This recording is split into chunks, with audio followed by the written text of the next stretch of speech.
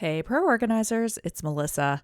And I have a two-parter for you because I talked for so long to my podcast guest and we covered so much ground that if I left it all in one podcast, you'd be like, Melissa, I'm exhausted. A lot of times on this podcast, we're really just talking about things that help your organizing business. But today's episode has kind of an overlap of a lot of different things.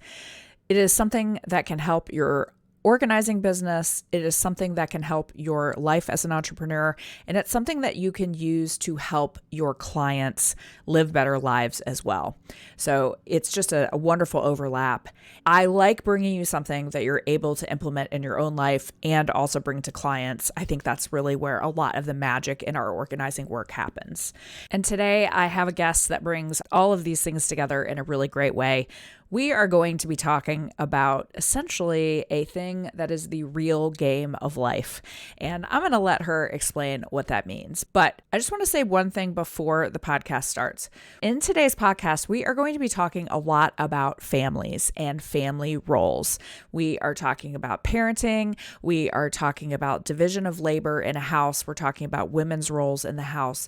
So there are a lot of things wrapped up in this. And at many times in the podcast, we are going to be talking about the concept of spouses or partners, marriages, parenting. And I just want to recognize that I know that we have a wide audience that listens to this, and not all families look the same. There is not a one size fits all for a modern family. We have lots of different family structures in the world and a lot of different family structures that we service as organizers. So as you're listening to this, I would just encourage you that if you don't hear your specific family situation being referenced, please stay tuned. It's a long podcast. We talk about a lot of different types of family structures. And I would also say, even if you live by yourself, there are ways that this fair play idea can work for you. It's a really interesting concept, and I can't wait for you to listen. Okay, so let's get started with my guest, Tami Hackbarth. All right. If I told you that before I pressed record, my lovely podcast guest and I were talking about banana slugs, you might not believe me, but that's really what we were talking about right before we got started. So Tami, I'm happy to have you here. Thank you. I'm really happy to be here. And if anyone has not yet had the experience of seeing a live banana slug, please come to Northern California where they are prolific. So you can wow your friends with how less disgusting they are than real slugs. Because real slugs, grossness, and banana slugs have these cute little faces, and they look like bananas. And the way we got started on this subject was we were talking about a school that my friend's kid might go to, that their mascot is the Fighting Pickles. So if you ever want to know, I think I should do a podcast of the before we start recording the podcast, because sometimes that is the most entertaining thing that happens. Absolutely. I like that plan. It's a good plan. Well, Tami, I'm actually like a little concerned that I will have 212,000 things to talk to you about today. And you will be like, ma'am, I have to go to dinner. And so I'm going to try to keep myself together. But can you give everyone just a little bit of your background, who you are, why you are on our delightful podcast? Yes, thank you for asking that. And if we haven't met yet, my name is Tami Hackbarth. I'm a life and work coach. I am a keynote speaker, an author, and I host the 100% Guilt-Free Self-Care podcast. I help Gen X women.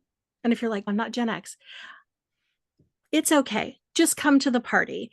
Right. I help women get their time and energy back so they can create the world that they want to live in. And what that means is I help people redistribute the mental load, the invisible work, the second shift. I bring my clients the gift of having their people that they live with, whether it is their in-laws or the grandparents or their children or their spouses, or even their roommates, together to run a house together like a team. So I used to be an elementary school teacher. So I take giant concepts and I break them down into manageable pieces that even 8-year-olds can put in place. I love it. I wanted to have you on for many, many reasons, but we have a very dear mutual friend, Carly Adams, who is in our Inspired Organizer group, is a professional organizer, and she has known you in real life for many years. And she just has told me time and time again, you have to get Tami on the podcast. I'm like, I swear I will. And I just love everything that you do because we have like multiple layers of people that you can help here. So obviously you have things that are going to help entrepreneurs, which everyone listening to this is.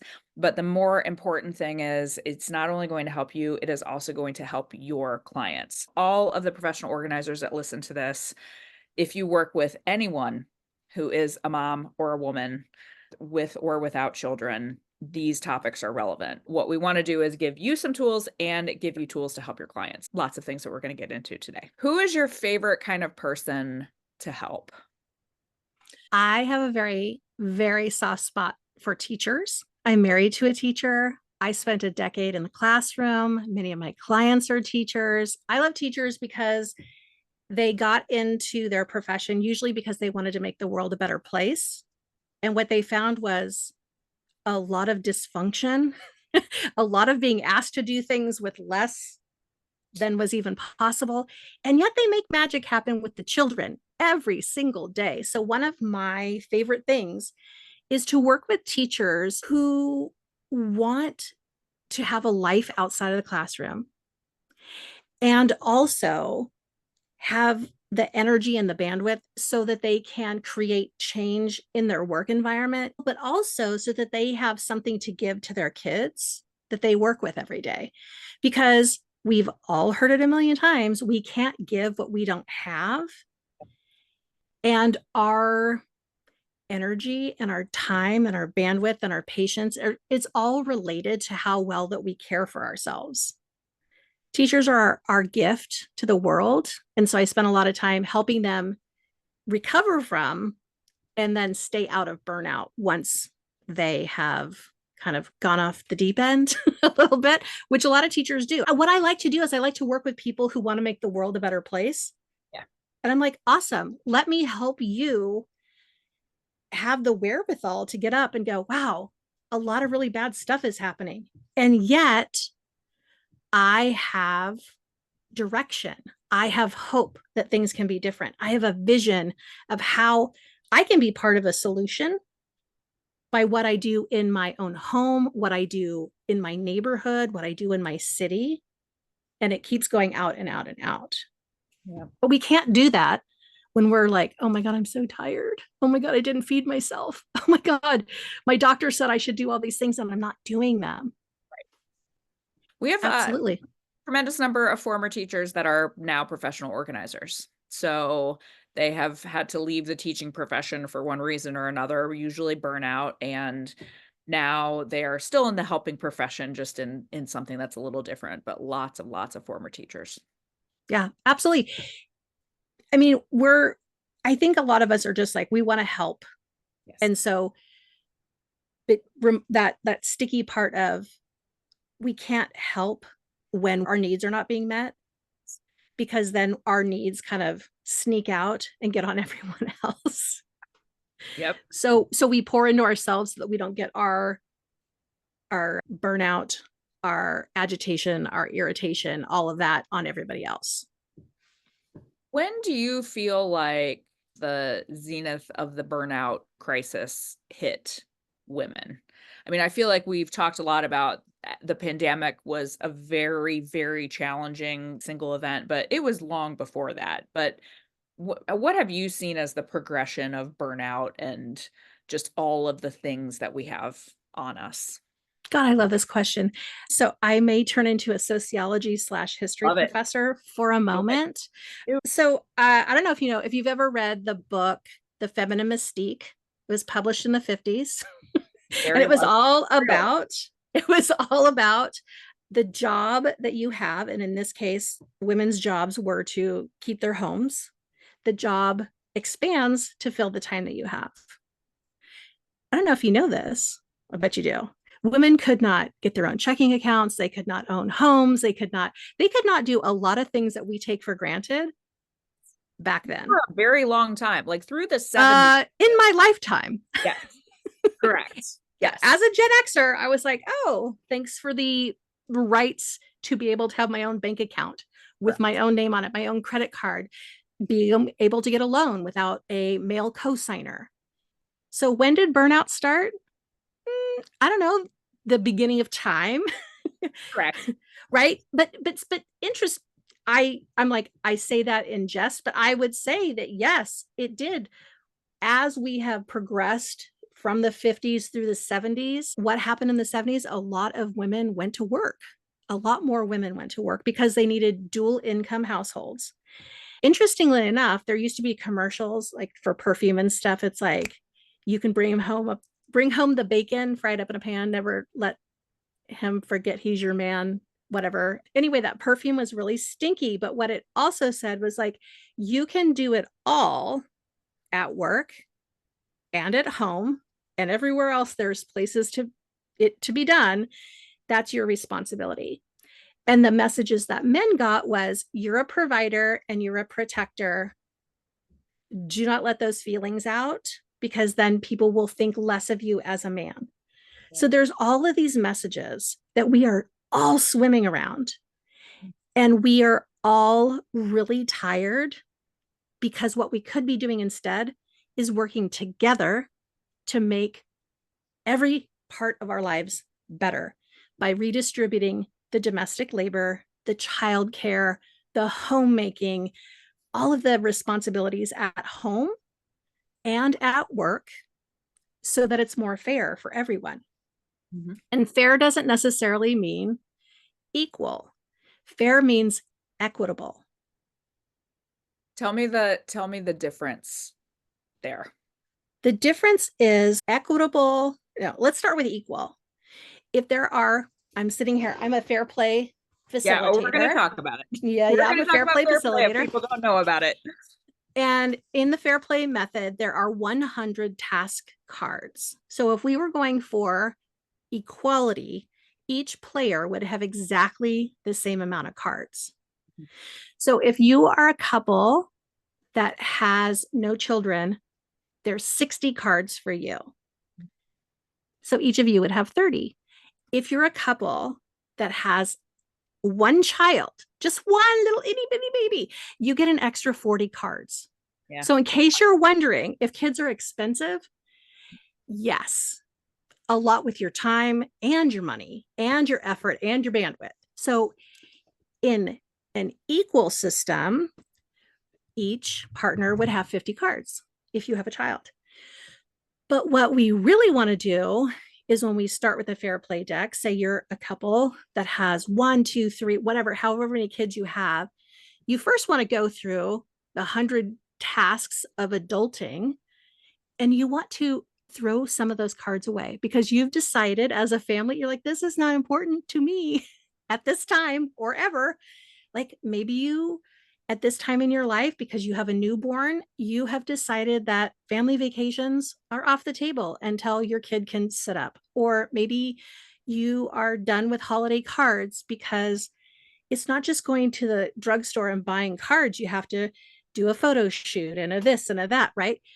So in this idea of working together, you have deep conversations with the person that you love the most, your spouse, about what's important to them and what's important to them enough that they'll do it, and what's important enough to you that you'll do it.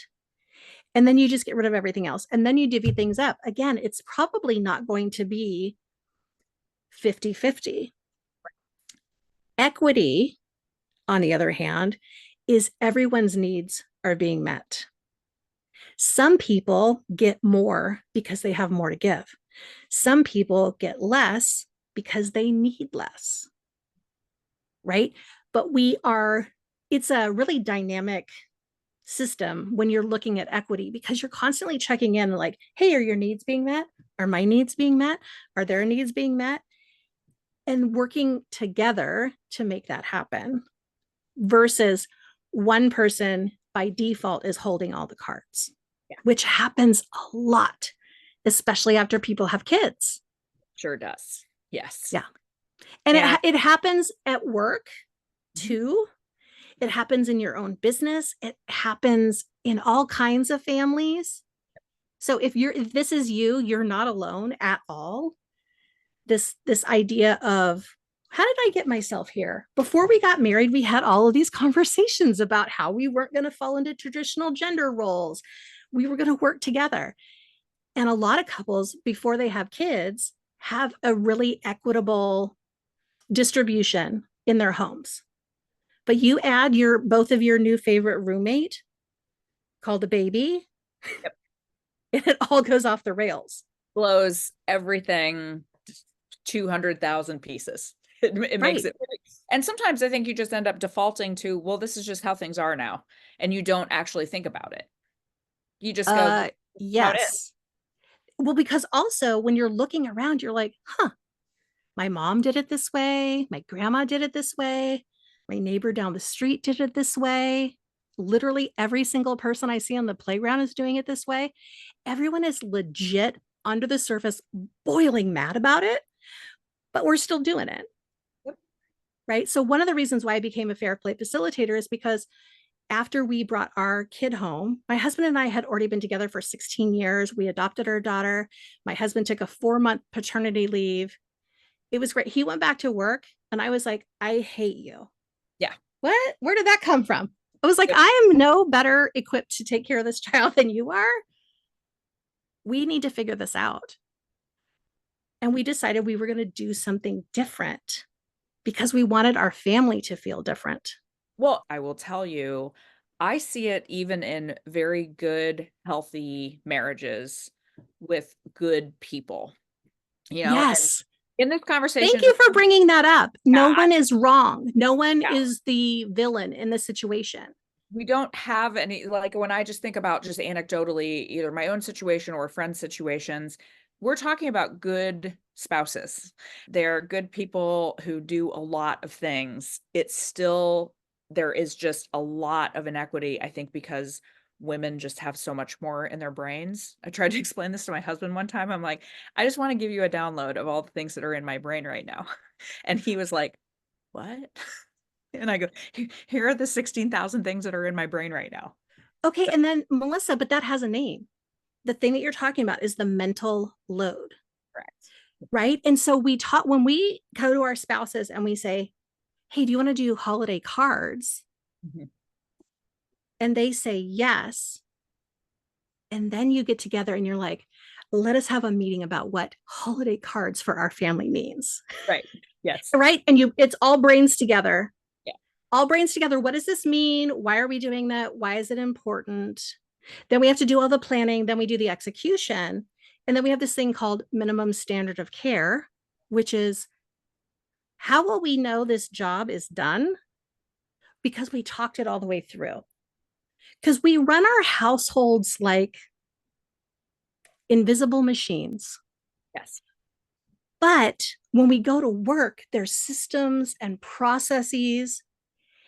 These two things could be run much more similarly, right? If we brought the systems from work home and we had open communication, we had job descriptions, we Yep. Standard operating procedures. standard operating procedures. Absolutely. I'm going to tell you what, I always start if people come to me and they're like, I'm drowning in housework. I don't have time to do anything for myself. I don't even have time to do self care. Self care is built directly into the Fair Play system. It's one of the cards. It is mandatory, people. You can't throw the self care card away. There's this thing called unicorn space, which is time to be your awesome self, totally unavailable, a couple of hours a week. It means you're going to learn how to do your tap dancing lessons, or Yeah. you're learning how to paint, or you're swimming, or whatever. And your spouse, your totally capable, loving partner, is holding it down at home. They're not calling you and texting you like, where's this? Because you've covered it in your SOP at your house Yep. that they're a capable adult, right? We're not in the business as grown-ups of giving somebody a list. Yes. My biggest It, hot button of we're all not hot. we're not asking for a list. We're asking for people to step up and own that they're part of an organization. And there are a lot of pieces of organizations that are kind of being dropped. Mhm. And the fair play method can help you and your spouse be on the same side of the table, right? So, how it works in my house, we have a weekly meeting, me, my husband, and our 13-year-old. And we started meeting with compliments. It's so hard for me every week because usually it's like on a Saturday or Sunday morning, and I'm like, I'm already mad at you guys, but I have to come up with compliments, Right. right? And then we review what we You did last annoyed week, me in the cutest way this morning. right? And I'm like digging deep, but I'm like, damn it, I'm giving these people compliments. But then we discuss as a family what is the issue that we need to tackle as a team. So it's the three of us against the issue instead of the three of us against each other. I love that. I want to stop you because that's really interesting because I'm a person that I go from zero to like really frustrated or really angry about something pretty easily. And it is often I will get annoyed at someone and it's like, no, I should be annoyed at the thing. I should not be annoyed at the person. That like I've never thought about it that way. I should have thought about it that way, but I never have. Well, but we're not taught that. Yeah.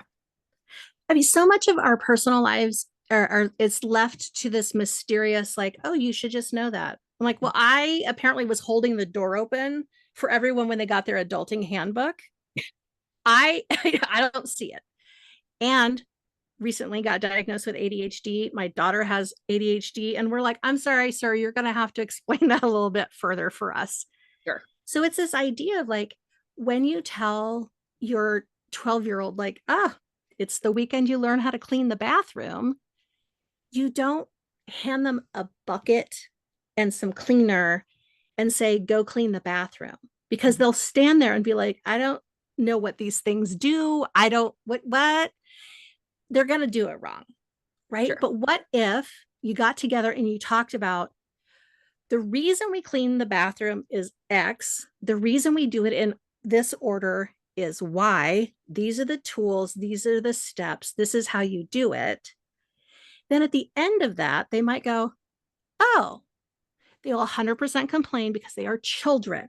Sure. But at the end of doing this throughout their childhood, when they move out, everyone's going to love to live with them because they have a clean bathroom and they have clear communication skills.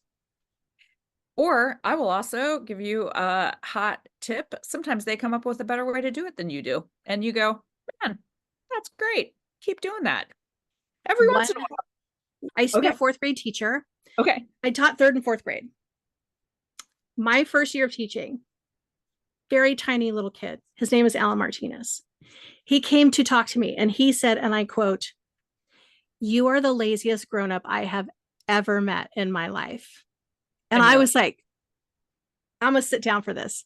Bring it. I was like, Mr. Martinez, please school me in how I am lazy.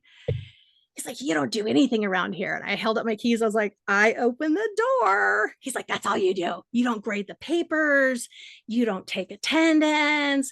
You don't check in homework. You don't help us with our writing. I was like, I help you with your writing. He's like, you don't edit it. And I said, look, is this a good time for me to tell you what my philosophy is? He's like, I don't know what that is. I said, a philosophy is a way of thinking, deeply held beliefs. And he said, okay, go ahead. I said, unlike most grownups that you know, I believe if a child or a human can do something after they've been taught, after you've done, let's do it together. Now I'll watch you. Now, after we've taught people how to do things, they should be able to do it. They get to practice. Yeah. I was like, dude, I don't need to get better at grading spelling tests. I am super good at that already. And so my philosophy is if a kid can do it, that kids should do it. And two is the way that human beings build confidence is not by talking about it. It's not by outside people saying, oh, you're so great. It's by doing things successfully. Yeah. So if you want your kid to be happy and confident, give them a job, teach them how to do it, ask for their feedback, because 100% they're going to come up with some idea that you're like, You know what? That's actually a really good idea. I would have Great never idea. come up with it. Great Yeah. idea. Yeah. Yeah, great idea. Thank you. And they will feel so good about themselves. And so I said, Mr. Martinez, I would just like to say two things. One, I can tell you're feeling yourself. You Yeah. just told a grown up they're lazy. And I was like, two, come back to me when you're in fifth grade and let me know how it goes. Yep. Came back first week of fifth grade. And he said, they don't let us do anything. What is wrong with them? He's Mr. like, Martinez. also, how did you know that? I was like, I eat lunch with them every day. Yeah. And Yep. he was like, dang. Kids are super capable. They are. So are And spouses. yes, very much so. And I want to go down this path on the kids thing a little bit because this is something that we see a lot in the homes that we're organizing is people will say, I will never forget this. I'm gonna go down a diatribe here for a minute. But I had a client one time who said to me, she was a mom of one teenage daughter, and she said to me, the daughter was 17, by the way. She said to me, oh, we might move. She had the most adorable house I'd ever seen, and she goes, we might move. My daughter doesn't like our house. I go, I'm sorry, what? That was the first thing. The second thing she said was, my daughter doesn't like how I do her laundry or put away her laundry. And I say to her, my kids have done their own laundry since they were like 8 or 9. 10 was my upper limit of when I was going to do their laundry. And she was just like, what? And I'm like, yeah, she's 17. Like she drives a car, right? Like she can probably do her I own laundry. but here's the thing, Melissa, when I was in college, I had a boyfriend Yeah. who from his college apartment drove his dirty clothes To his mom. 5 towns away Yeah. for his mom to do his laundry, and she would iron his shirts. Uh-huh. And I was like, I could not find you less attractive Yeah, correct. with It's this nonsense. And he had the nerve to say, she likes doing it. likes doing it. She's good at it. The reason she's good at it is because she's had to do it. Had to You do know it. who else is good at ironing? I was hella good at ironing growing up. You know why? Because my dad hated ironing. That Yeah. fool's still ironing his clothes. He's 82 years old, still ironing his clothes. But when I was little, the only thing I could get paid for was ironing my dad's stuff. So I'm Yeah. hella good at ironing. Yeah. I will not be ironing anything for anyone unless there is an actual paycheck. Yes. But again, it speaks to that. Oh, when you do things, you're good at them. And it also is, I bet that client never thought, oh, I need to teach my kid move out skills. Yeah. I'm teaching my kid good roommate skills because currently she is my roommate. She Correct. lives in my house. And I'm like, guess what you're going to learn how to do? Clean Yeah. the bathroom, have daily chores.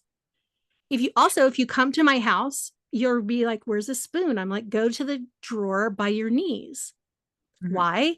Because she started putting the silverware away from the dishwasher when she was 3.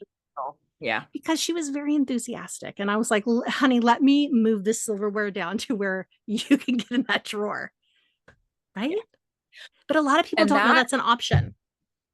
yes, this is where everything's going to transcend. This is good. These are good things for your own life and to teach clients, because what we see a lot, I can think of one example from one of our groups recently where she was like, this mom has blah problem, and it's with the kids coming home and putting their stuff like all on the floor.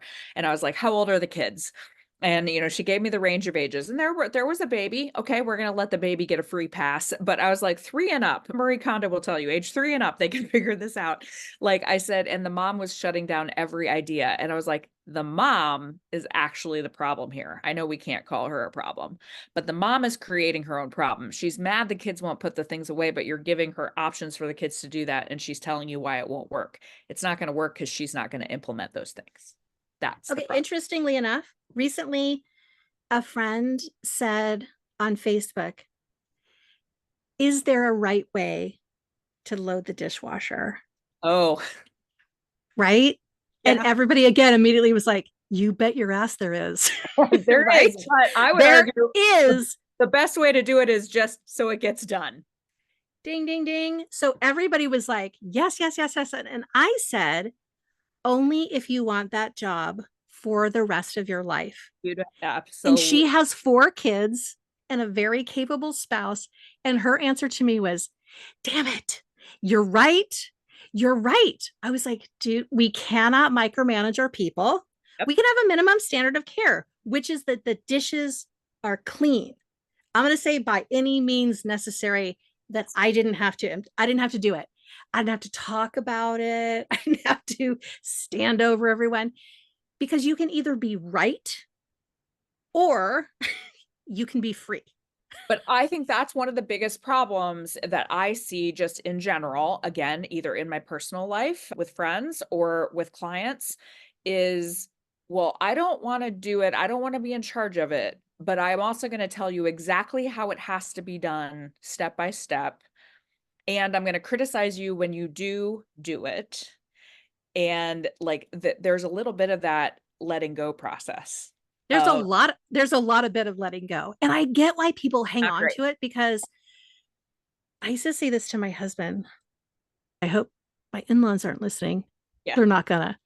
But I would say, oh, when so-and-so's coming over, I was like, we gotta step it up here. And he was like, I don't care. And I was like, they're not judging you, sweetheart. Yes. They're judging me. Yep. They're judging me. So exact conversation with my husband. Right. So there's a couple of things. One, in fair play, there is this thing called the minimum standard of care. And it is not who cares the most, who has the highest standards. It's what y'all can agree on, because you love each other and you want this to work. Right. So there's that. So we will all know this job is finished when. Then there's also this really, really good book called Drop the Ball by Tiffany Dofu. And it's about this exact thing, because the fair play system came out of the author, E. Brodsky, being like, what happened? She's a lawyer. She's got this. And then she got 2 kids, and her husband is like, oh, I'm surprised you didn't get the blueberries. And she's like, I'm surprised my head is still attached to my body. I am so angry right now. Your head is still attached to your body. Exactly. She's like, lucky we're on the phone. We're not together. And so she came back with him because she asked, like, I think it's 1,000 women, what do you do at home? And it became this 98 tabbed Excel spreadsheet called Shit I Do. Yeah. I'm going to save everyone who's listening time. Do not present your partner with a list of shit that you do, because what you're going to get in response is a list back, because they're doing invisible work too. For sure. It might not be at the same quote level, right? It might not be the daily grind. So what in the fair play system, there's a bunch of, they call it suits, but the things that you do every day: feed those kids, wash those kids, get those kids from here to there, get them in bed, get them up, all those things. It's the things that are like, paper cuts, death by 1,000 paper cuts. Yeah. Death by 1,000 cuts. Whereas your spouse is probably like, I handle all of the garbage. I handle the life insurance. I handle this. So they're doing things that we're not seeing. Yes. They're just at a different rate. A rate of frequency, right? And so, but we need to have those conversations to be like, honey, I didn't know you had that. I didn't know you were doing it. And oh my God, thank you for making sure you had that done. Yeah. Can you take some of these? Can you feed your children, please? I don't like them anymore. I don't even like food anymore. Can you make food happen for the children? And they might be like, how hard can this be? And you're like, God, I love your fresh energy. No, you know what? It is easy in the beginning. It is. I hope you and your children enjoy whatever it is that you're having. I will not be in the room because I don't like breakfast with my family anymore. But what a bonding moment for you and the kids. Love you. See you later. Godspeed.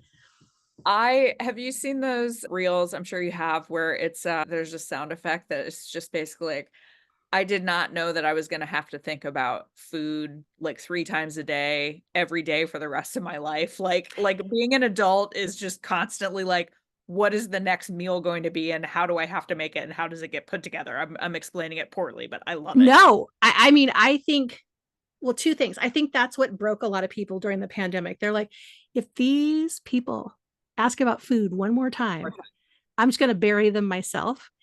And 2, I had a conversation, I don't know, many years ago with somebody, and she was telling me about, like, she had some very selective eaters in her home. aka picky eaters, Yeah. right? But Right. we're rebranding. They're selective eaters. Love it.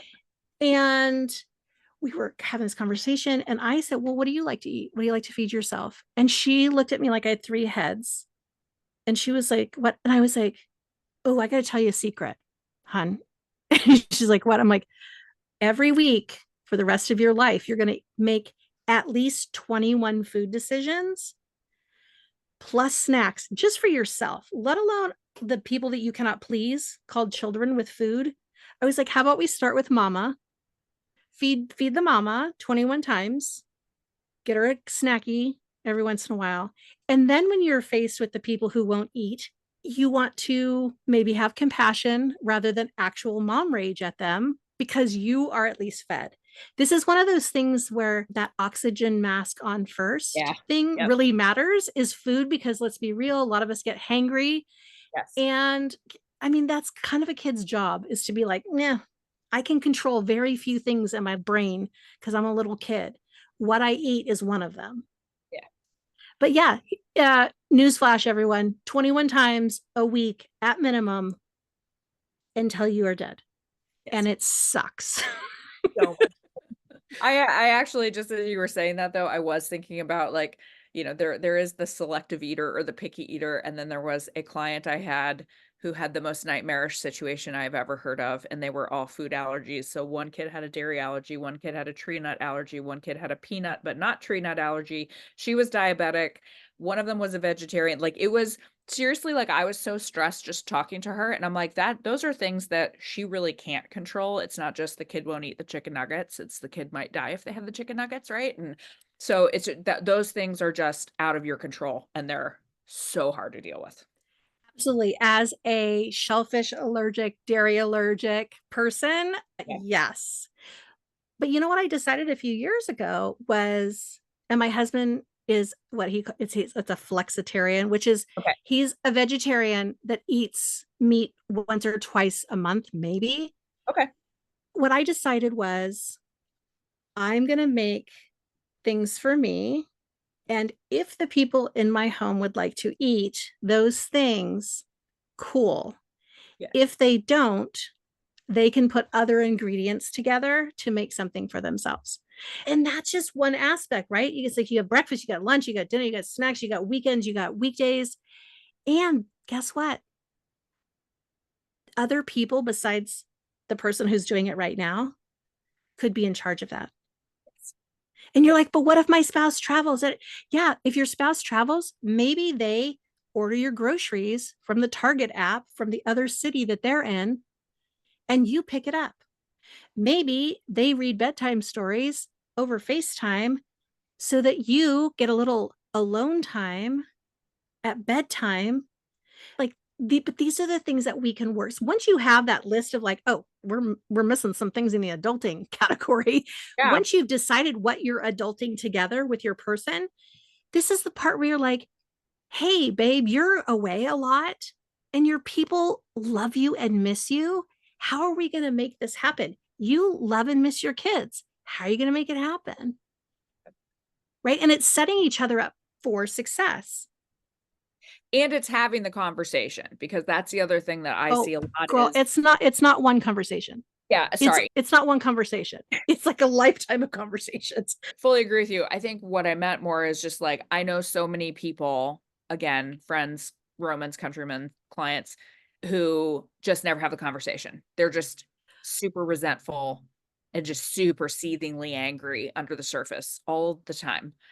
But also, but if you are somebody who is like, I don't want to have to do this. Mhm. I don't want to have to be the one that makes this change. I don't want to have to be the one to bring this up. This is one more job on me. I hear you. I am hugging your heart.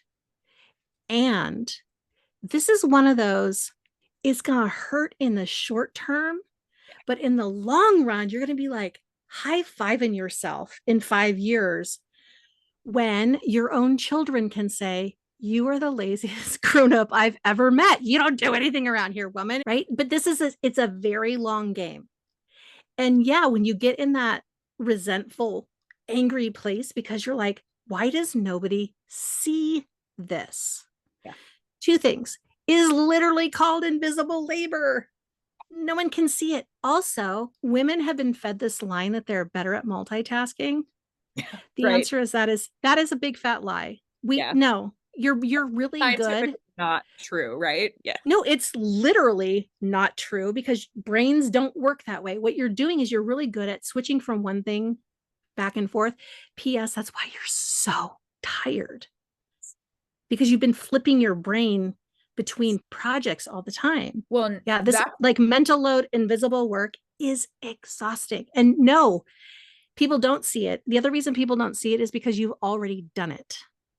Let me tell you, if you stop doing some of the core things, just like a couple days, people be like, where's the toothpaste? Where's the toilet paper? Told a friend of mine one time she should go on strike and that she should just not do anything for a couple days and just see like what happened at her house. And she said to me, I will never forget this. She goes, well, she travels for work and she goes, well, what do you find when I'm on the road? And I'm like, I'm going to stop you right there, sister. Do you know why they do fine while you're on the road? Because you Because literally do everything for them before you even leave the house. And there is a spreadsheet and you hire someone to come and do all of these other things that you usually do because they won't do it while you're gone. I go, that's why they're fine when you leave because you're literally still there. You're just gone.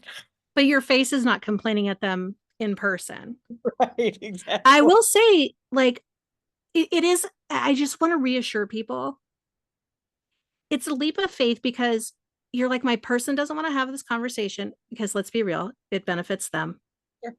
Like, come on, it benefits one person. And it's not always gendered because, you know, I was the primary parent when my kid was little. I have men who in my life that are primary parents. We are all saying the same thing. Whoever is the primary parent is ready to fight. Correct. Right? Yeah, and it is. I do want to talk about this a little bit too, because I do want to make sure we're not being super gendered, like we're talking a lot about, but it is exactly that's the primary parent versus the secondary non-default parent. Right. But then again, also a lot of men are being if their job has flex time or their job has paternity leave, a lot of men are, I don't know what the word is, they're punished. It's a synonym for punished for taking that. But here's the thing, change doesn't happen because people are comfortable. Zero changes happen, right? People don't hire professional organizers because they feel good in their homes. Correct. People do not hire life coaches because everything's going great. They're getting along with everyone. Their health is great. Their job is great. Their relationships with their in-laws, they have excellent self-talk. That's not why we make change, friends. That is not why we reach out for help. It's because we're like, oh, I am supposed to love these people, but I don't want to live with them anymore. Yeah. Right. But again, we don't have to fight each other. We want to invite our people into our life, into our internal experience, because we live in a fairly gendered society. Things do feel different based on your gender and where you are in the hierarchy of your job, or if you own your own company, where you live in the world. But we don't have to make this an adversarial thing of one spouse against another, because remember, what we're trying to do is be on the same side of the table attacking the problem. And PS, this is not a personal problem. This is a systemic problem. Because you know what would be great is if we all had access to free quality childcare or free quality early childhood education or healthcare that wasn't determined by our employer or by our marital status. What if we had these social safety nets? Would any of us be married, or we would just be happily paired up? Because we wouldn't need to have those structures, because we would have other structures that held our families in great esteem, which was to help them be successful. But we, in the United States, we do not have this. Yep. Right? What we do have is an opportunity to work with the people that we love the most, to say, hey, the load of living in this time is really hard. Can we work together so that we all feel better? There's this, there's that saying, happy wife, happy life, which is Yeah. pretty sexist and crappy. But we could say emotions are contagious. Mhm. It's again the brain action. It's like, if I smile at you for long enough, even if you are really mad, you're going to smile back because we mirror each other. So if you come at your spouse raging that they're wrong and that this is shitty and that they're taking advantage of you, there's a very high likelihood that you're going to be met with that same energy. Right? But when we tackle problems as in it's over there and we're over here, how can we do this together? It changes everything. Is it going to be perfect? No. Is it going to be a one-time conversation? Absolutely not. And I think that's I love that point in particular because I do see, and this is a pattern I have in myself, and I see it in some of my friends too, is things will be fine for a while. And then you start to get like little bit of like, I'm a little frustrated by this. And then you like get a little bit more frustrated. And then maybe since you work with Gen Xers, you're having a perimenopause day and you're like, just rage monster comes out. And then it's like a blow up and it's a big thing. Whereas if we just would have headed it off right back here, Yeah, it would not be an issue. totally. It's like, well, part of this communication system is that if you see that your partner is 100% failing at the task that they're in charge of, that the card that Yeah. they're holding, you get to be a scientist to watch your own behavior and not murder your spouse over the dishes, because Right. we don't talk when we're mad. Yeah. What we do is we wait until our assigned time to have a conversation, because this isn't a one-off. This isn't a like we have these occasionally. You and your family ought to be talking once a week. Yeah. I like You and your your once a right week. That's cool. once a week cadence. You and your spouse maybe have a 5 or 10 minute check-in every day, because in that moment they could be like, oh my god, the day got away from me. I can't believe I didn't hold the card the way that it was supposed to. I left the dishes. I'm soaking the pans. But they can also in that moment say, I can see why that would be frustrating for you. I know I've done that in the past. I know that you might not even believe that I swear I am going to come back to those. I am responsible for that. That was part 1 of my conversation with Tami Hackbarth. Stay tuned for next week when I will bring you the second half of our conversation. It's a great one, and I just appreciate you guys coming here every single week and listening to me. I hope you have an awesome week, organizers, and if there's ever anything I can do for you, please reach out, hello@proorganizerstudio.com. It's really me that answers, so reach out, let me know what you're thinking about. Have a great day.